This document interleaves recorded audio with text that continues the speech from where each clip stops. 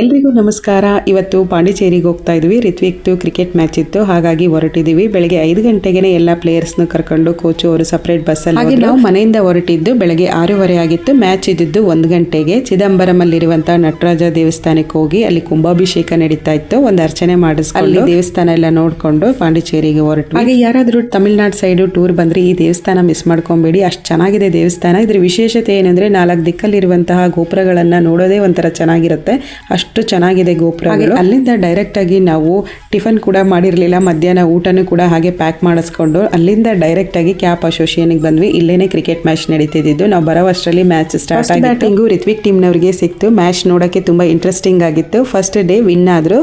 ಹಾಗೆ 2 ದಿನ ಇದೆ ಕ್ರಿಕೆಟ್ ಮ್ಯಾಚು. ಸೊ ನಾವು ಇವತ್ತು ಇಲ್ಲೇ ಹಾಲ್ಟ್ ಆಗಬೇಕು. ಆದರೆ ಇಲ್ಲಿ ಹಾಲ್ಟ್ ಆಗೋಂಗಿಲ್ಲ, ನಾವು ಸಪ್ರೇಟ್ ರೂಮ್ ಮಾಡಿದ್ವಿ. ಬರೀ ಪ್ಲೇಯರ್ಸ್ ಮಾತ್ರ ಇಲ್ಲಿರಬೇಕಷ್ಟೇ. ಅವ್ರನ್ನ ಕರ್ಕೊಂಡೋಗಿ ಅವ್ರ ರೂಮಿಗೆ ಬಿಟ್ಟು ಊಟ ಎಲ್ಲ ಮಾಡಿಸಿ ಅಲ್ಲಿಂದ ಹೊರಟ್ವಿ. Thank you.